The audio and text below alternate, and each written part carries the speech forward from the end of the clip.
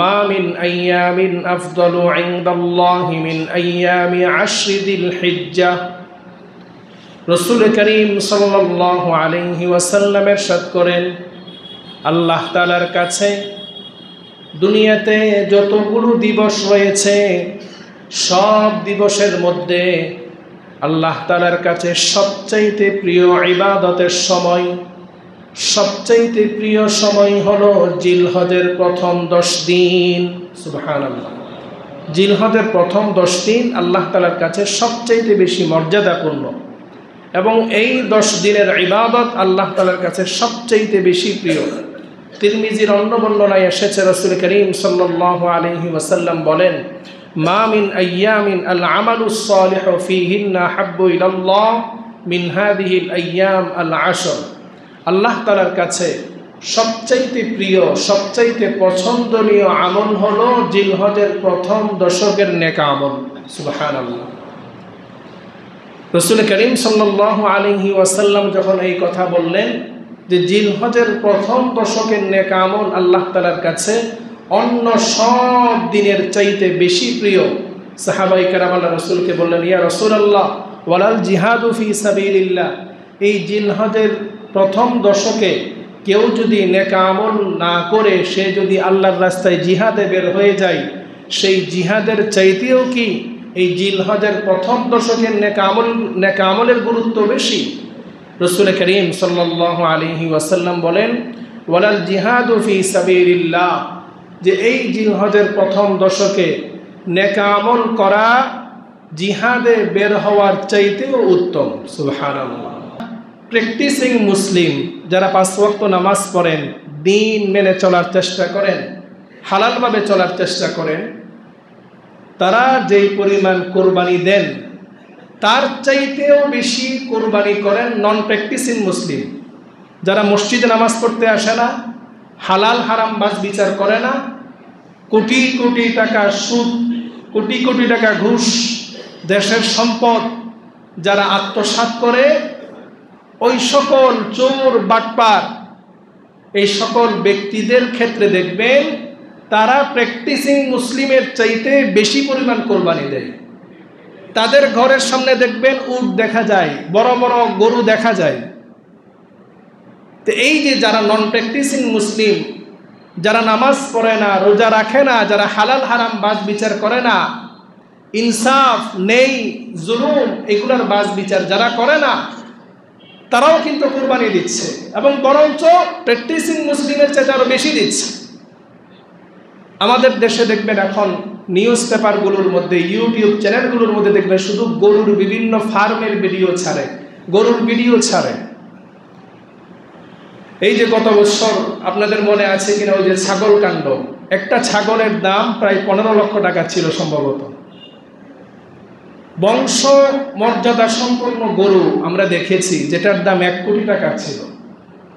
তো এই যে এই গরুগুলো, এই ছাগলগুলো, একজন প্র্যাকটিসিং মুসলিম যে হালালভাবে টাকা ইনকাম করে, সে 15-17 লক্ষ টাকা দিয়ে একটা ছাগল কিনবে না, 1 কোটি টাকা দিয়ে একটি গরু সে কিনবে না। এগুলো কিনারও মানুষ আছে।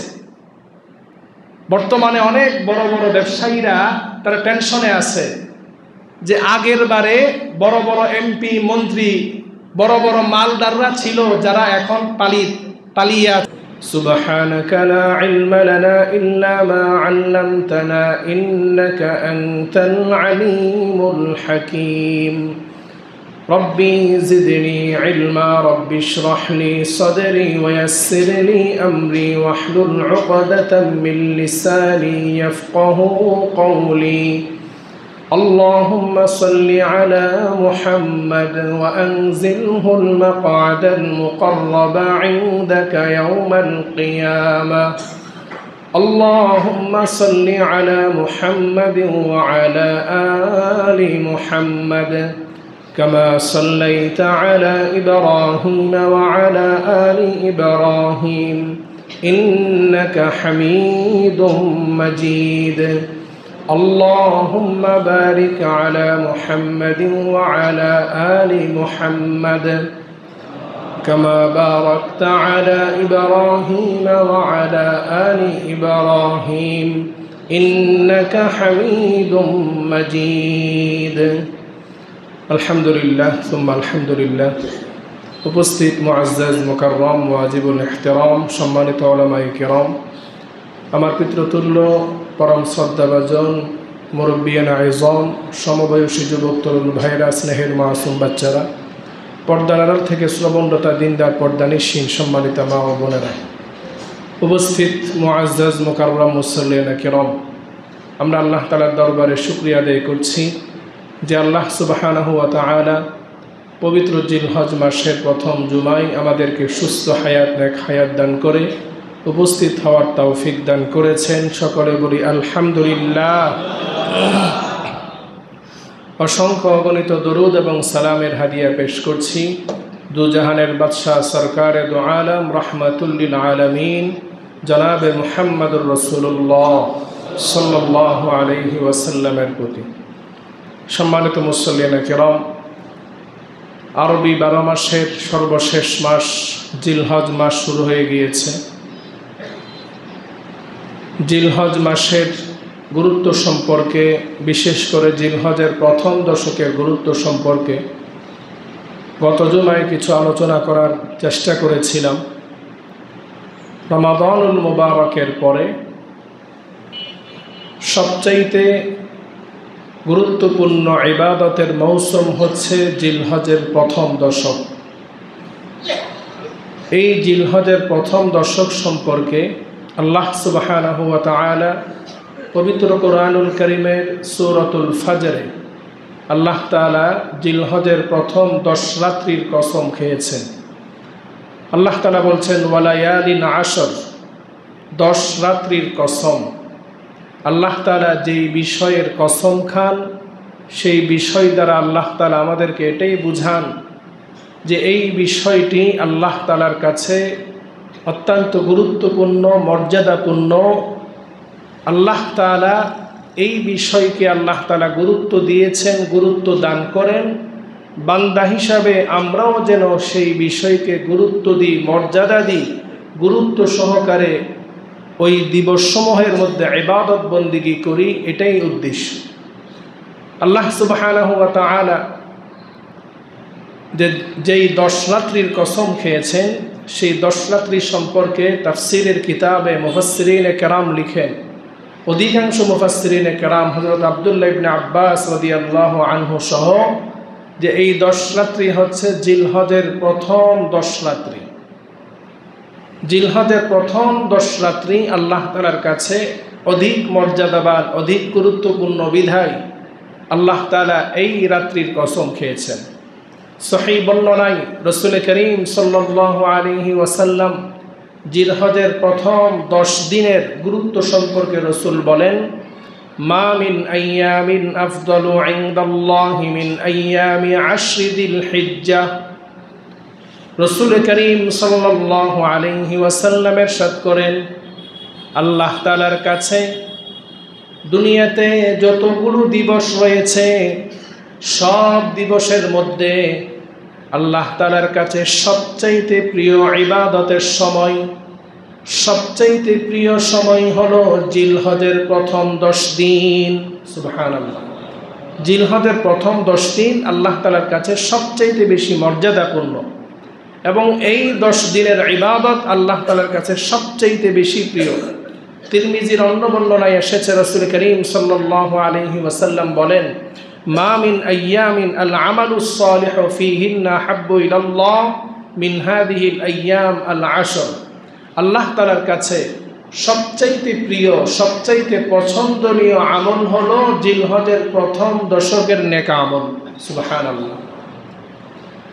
রাসূল করিম সাল্লাল্লাহু আলাইহি ওয়াসাল্লাম যখন এই কথা বললেন যে জিলহজের প্রথম দশকের নেক আমল আল্লাহ তাআলার কাছে অন্য সব দিনের চাইতে বেশি প্রিয়, সাহাবায়ে কেরাম আল্লাহ রাসূলকে বললেন, ইয়া রাসূলুল্লাহ ওয়ালাল জিহাদু ফি সাবিলিল্লাহ।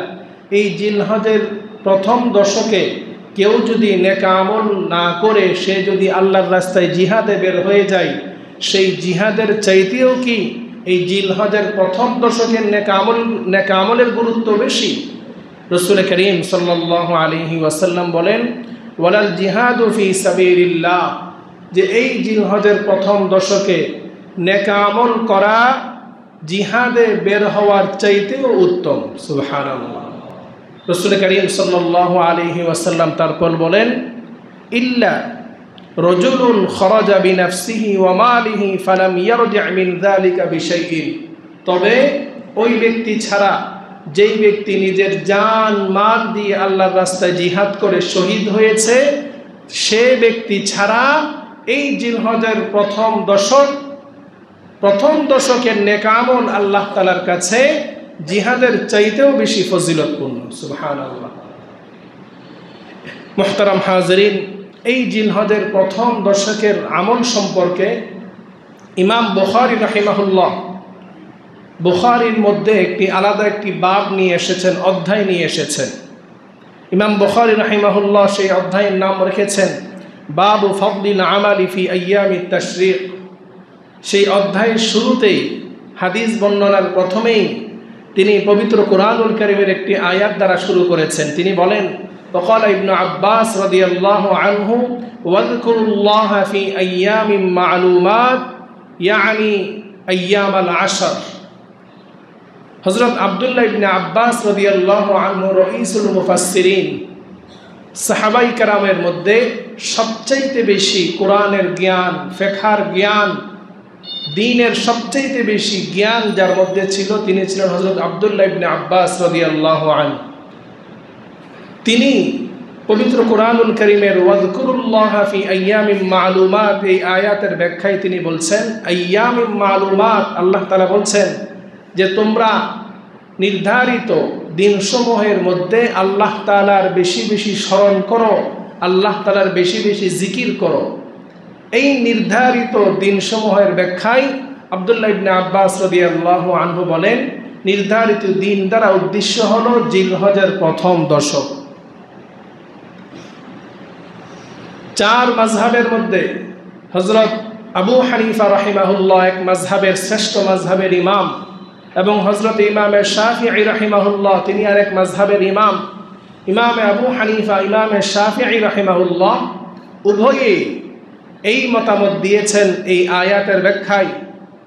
তাফসিরে কুরতুবীর মধ্যে এসেছে যে ইমাম আবু হানিফা এবং ইমাম আবু শাফিঈ রাহিমাহুল্লাহ উভয়ই বলেছেন ওয়াযকুরুল্লাহ ফি আইয়ামিম মা'লুমাত দ্বারা উদ্দেশ্য হলো আল্লাহ তাআলা আমাদেরকে এটাই নির্দেশ দিয়েছেন যে তোমরা জিলহজের প্রথম দশকে আল্লাহ তাআলাকে বেশি পরিমাণ স্মরণ করো, বেশি পরিমাণ ইবাদত বন্দেগী করো। সুবহানাল্লাহ। জিলহজের প্রথম দশকের ইবাদতের গুরুত্ব সম্পর্কে আমরা জানলাম, বুঝলাম। জিলহজের প্রথম দশকে আমাদের কি ইবাদত করতে হবে? জিলহজের প্রথম দশকের ইবাদত, আমরা অন্যান্য সময় যে ইবাদত বন্দেগী করি, 5 ওয়াক্ত নামাজ আমাদের উপর ফরজ, এই 5 ওয়াক্ত নামাজ বা জামাত অবশ্যই আদায় করব। জিলহজের প্রথম দশকে কিছু নফল ইবাদত রয়েছে যেগুলোর দ্বারা আল্লাহ তাআলা এক্সট্রা কিছু ফায়দা আল্লাহ তাআলা দান করবেন।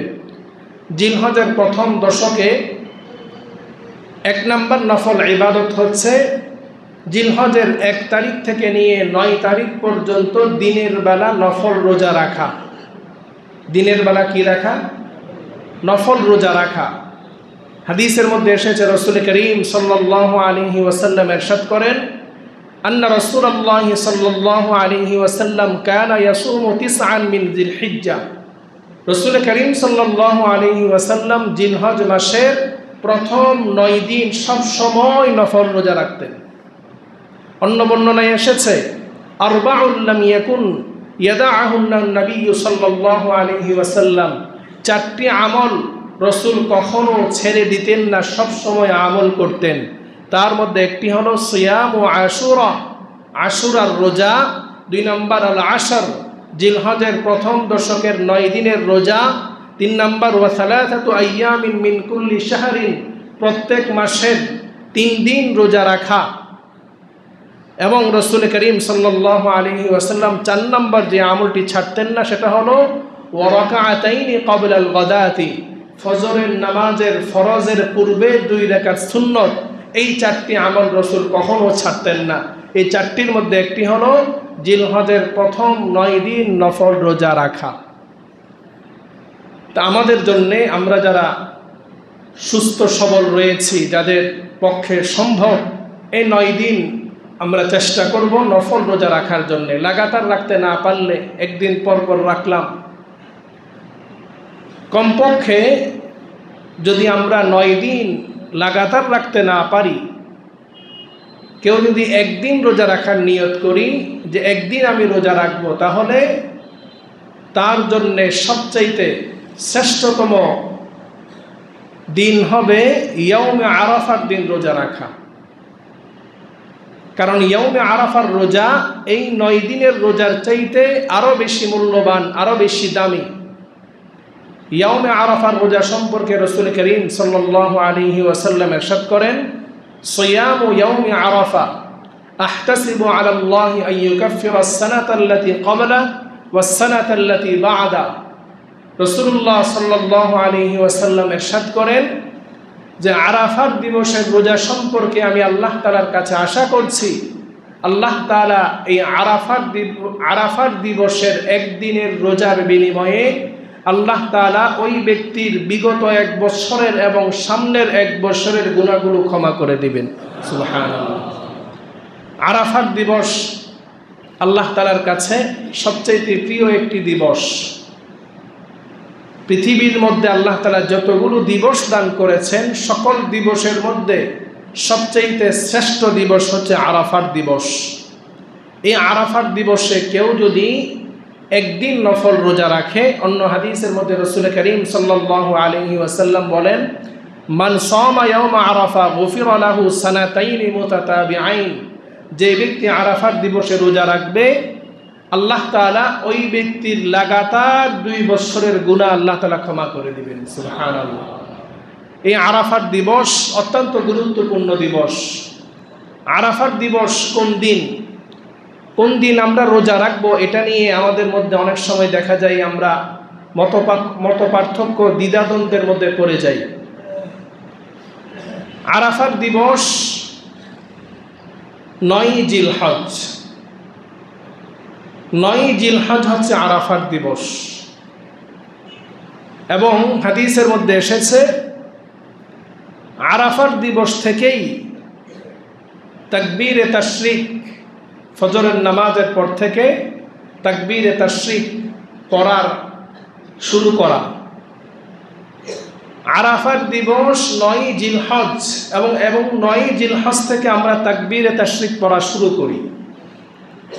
সেই হিসাবে 9 জিলহজ আমাদের দেশে যেই দিন হবে, সেই দিন আমাদের জন্য এই রোজাটা আমরা রাখার চেষ্টা করব।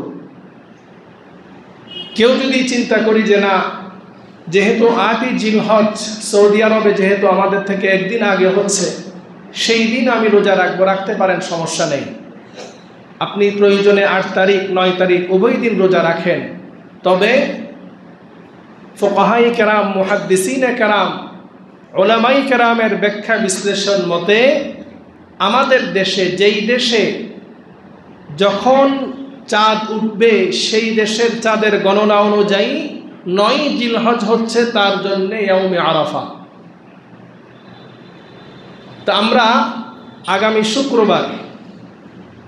শুক্রবার আমাদের জন্য 9 জিলহজ। আপনি চাইলে বৃহস্পতিবারও রোজা রাখতে পারেন। বৃহস্পতিবার এমনিতেই সাপ্তাহিক আল্লাহ রাসূল রোজা রাখতেন। বৃহস্পতি শুক্র এই দুটো দিন রোজা রাখতে পারেন। আরাফার দিবসে 9 জিলহজে আল্লাহ তাআলা তার বান্দাদেরকে এত পরিমাণ ক্ষমা করেন যে অন্য কোনো দিনে আল্লাহ তাআলা এত ক্ষমা করেন না। সুবহানাল্লাহ। হাদিসের মধ্যে এসেছে, রাসূল করিম সাল্লাল্লাহু আলাইহি ওয়াসাল্লাম ইরশাদ করেন, মুসলিম শরীফের বর্ণনায়, মা মিন আইয়ামিন আকসারু মিন আইয়ুতিকাল্লাহু ফীহি আবদান মিনান নার মিন ইয়াউমি আরাফা। আরাফার দিবসে আল্লাহ তাআলা জাহান্নাম থেকে এত পরিমাণ বান্দাদেরকে নাজাত দান করেন যে অন্য কোনো দিবসে আল্লাহ তাআলা এত পরিমাণ জাহান্নাম থেকে মুক্তি দেন না। তো এই জন্য আরাফার দিবসে আমাদের 1 নম্বর করণীয় হলো আমরা রোজা রাখবো, নফল রোজা। 2 নম্বর করণীয় হলো আমরা এই আরাফার দিবসে আল্লাহ তাআলার কাছে বেশি পরিমাণ জাহান্নাম থেকে মুক্তি চাইব, বেশি পরিমাণ আল্লাহ তাআলার কাছে ক্ষমা চাইব, আরাফাত দিবসে আল্লাহ তাআলার কাছে বেশি পরিমাণ দোয়া করা।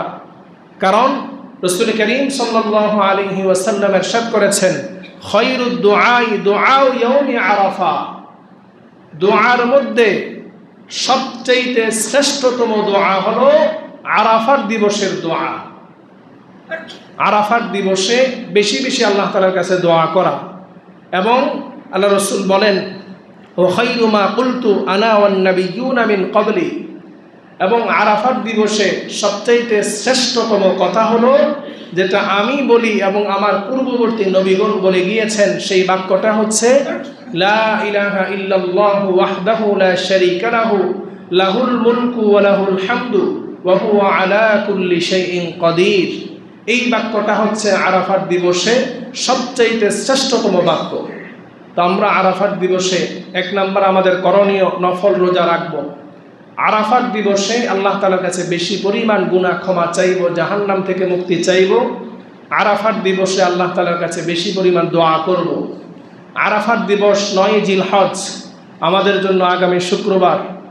সেই দিনটা চেষ্টা করব অন্যান্য দিনের চাইতে একটু ব্যতিক্রম করে কাটানোর জন্যে।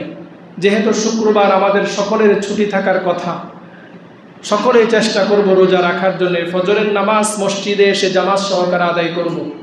ফজরের নামাজের পর অল্প কিছুক্ষণ 10-15 মিনিট বসে আল্লাহ তাআলার জিকির আজকার করে ইশরাকের নামাজ 2 রাকাত পড়ে কিছুক্ষণ কোরআন তেলাওয়াত করে তারপর ঘরে যাব।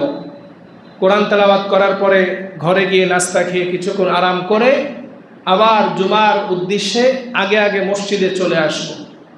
আমরা চেষ্টা করব ওই দিনটা গুনাহমুক্ত থাকার জন্যে, বিশেষ করে মোবাইল থেকে মুক্ত থাকার জন্যে। এই দিবসে যে যত পরিমাণ পারি দান সদকা, নফল ইবাদত, কোরআন তেলাওয়াত, জিকির আজকার এগুলো করার জন্য চেষ্টা করব। কারণ এই দিবসটি আল্লাহ তাআলার কাছে সবচাইতে প্রিয় দিবস। এই দিবসে আল্লাহ তাআলার কাছে সবচাইতে বেশি দোয়া কবুল হয়। তাহলে জিলহজের প্রথম দশকের আমাদের 1 নম্বর কাজ হলো নফল রোজা রাখা। নফল রোজা 9 দিন রাখতে না পারলেও কমপক্ষে আরাফাত দিবসে আমরা রোজা রাখার চেষ্টা করব ইনশাআল্লাহ।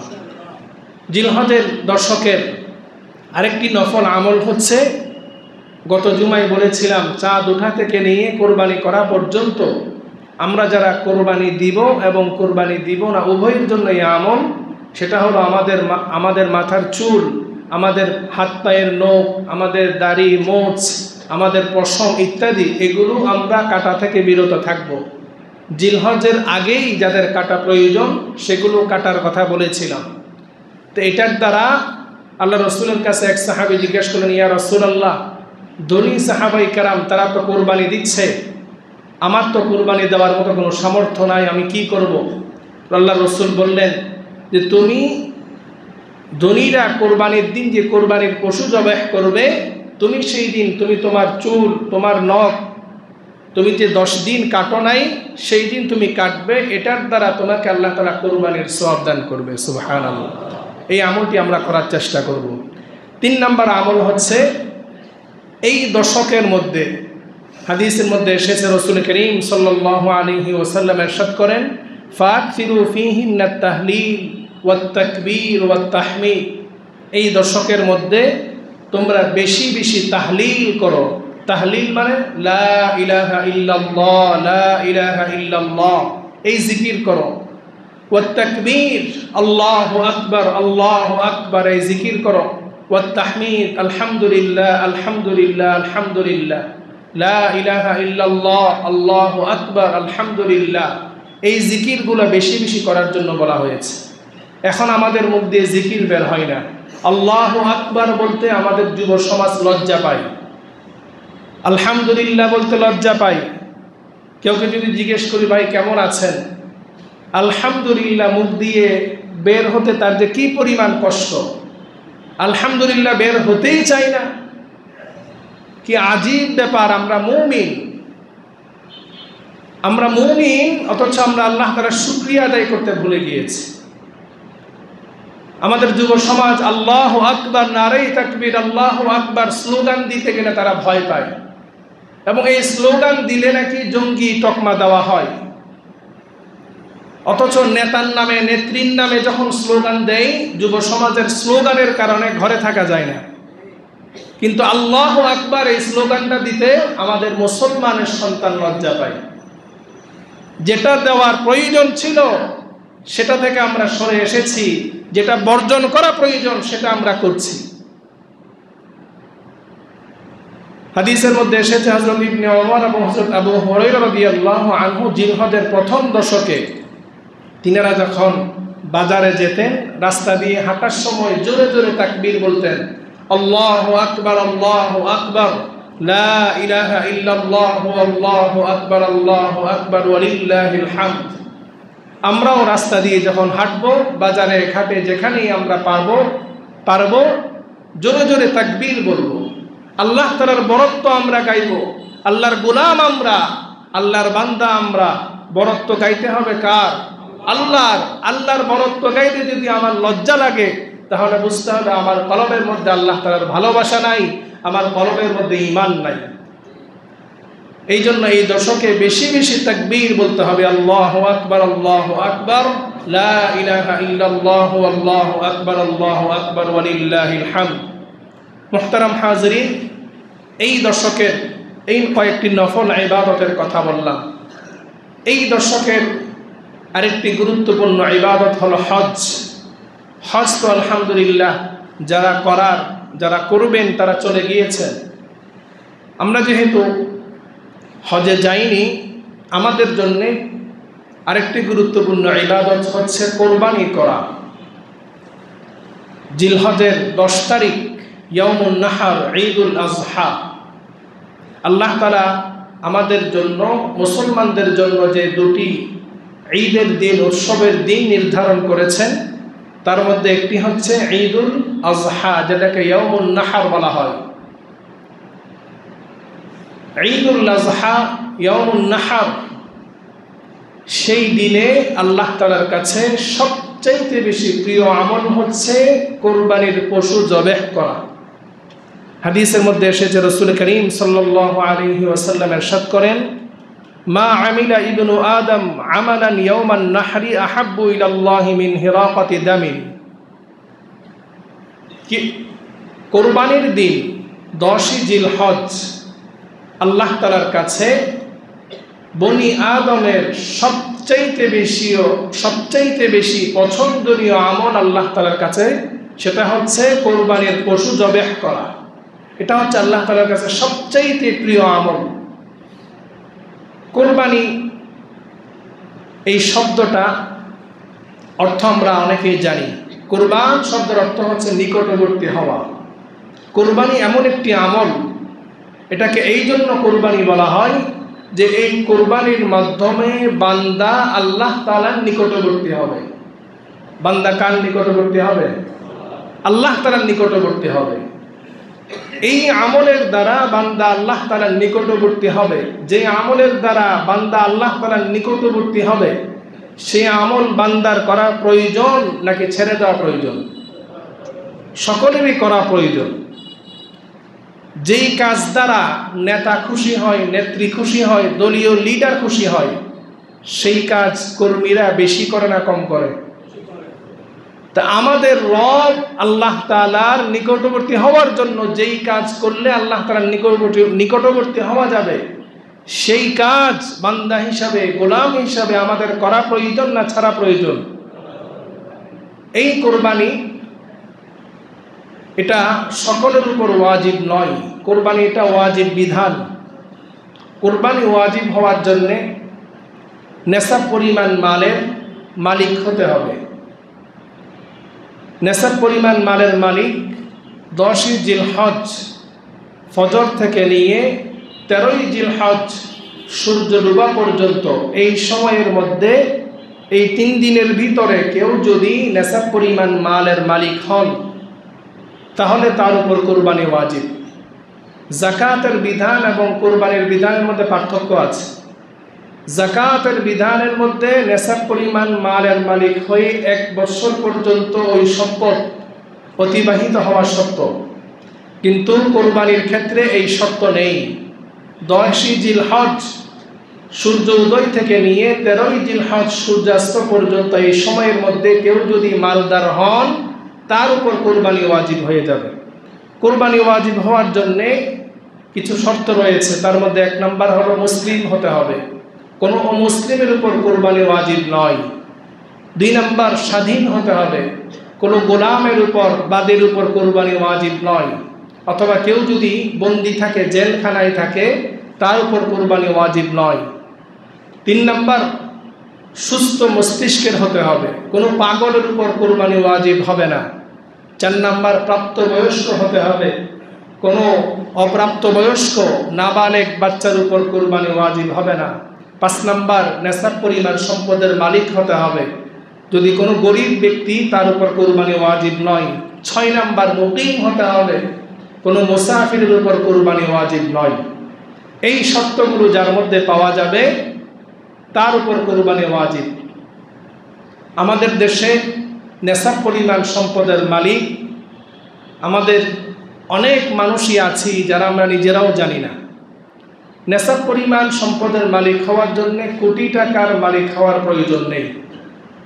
নেশাব পরিমাণ মালের মালিক হওয়া মানে কারোর কাছে যদি 52.5 তোলা রূপার পরিমাণ অর্থ কারোর কাছে থাকে, 52.5 তোলা রূপার বাজার মূল্য বর্তমানে 70 থেকে 80 হাজার টাকা। এই অর্থ যদি কারোর কাছে থাকে, সেটা ব্যবসায়িক মাল হতে পারে, নগদ অর্থ হতে পারে। কোরবানির বিষয়ে আরেকটি বিষয় খেয়াল রাখতে হবে, যাকাতের মধ্যে 4টি সম্পদ নির্ধারিত: নগদ টাকা, স্বর্ণ, রূপা এবং ব্যবসায়িক মাল।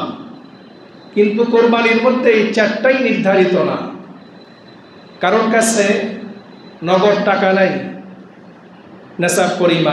নেশাব পরিমাণ সম্পদ নাই 7.5 তোলা, বা রূপা নাই 52.5 তোলা, অথবা ব্যবসায়িক মাল নাই, কিন্তু তার এমন একটি জমি আছে, জায়গা আছে, যেই জায়গাটা তার ব্যবহার হয় না, কিন্তু ওই জায়গাটার দাম নেশাব পরিমাণ সম্পদের সমান বা তার চাইতে বেশি।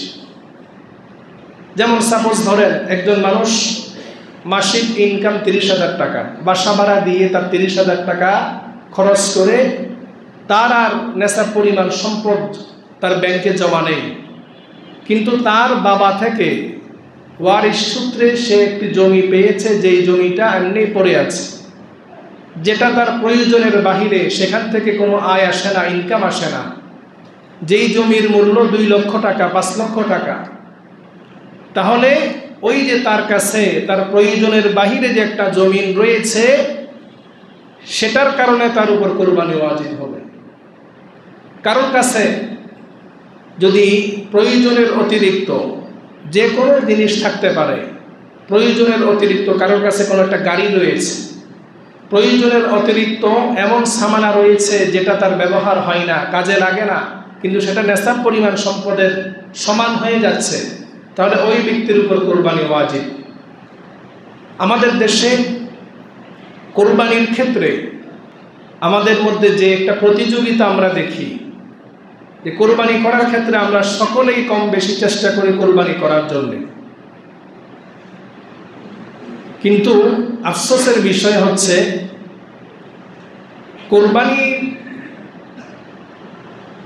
কোরবানির মাধ্যমে আল্লাহ তাআলার কাছে আমরা যে পুরস্কার আশা করি। হাদিসের মধ্যে এসেছে, সাহাবাই কেরাম আল্লাহ রাসূলকে জিজ্ঞেস করলেন, মা হাদিহিল আযাহি ইয়া রাসূলুল্লাহ, কোরবানি এটা কি জিনিস? আল্লাহ রাসূল বলেন, সুন্নাত আবিকুম ইব্রাহিম আলাইহিস সালামের আদর্শ হচ্ছে কোরবানি। তো এই কোরবানির দ্বারা কি ফায়দা? আল্লাহ রাসূল বলেন, কোরবানির জন্তুর শরীরের মধ্যে যতগুলো পশম থাকবে, প্রত্যেকটা পশমের বিনিময়ে আল্লাহ তাআলা সওয়াব দান করবেন। সুবহানাল্লাহ। কিয়ামতের ময়দানে এই পশুর শিং, খুর ইত্যাদি কিয়ামতের ময়দানে আল্লাহ তাআলা উপস্থিত করবেন। সেই দিন এই কোরবানির জন্তুর মাধ্যমে আল্লাহ তাআলা আমাদেরকে নাজাত দান করবেন।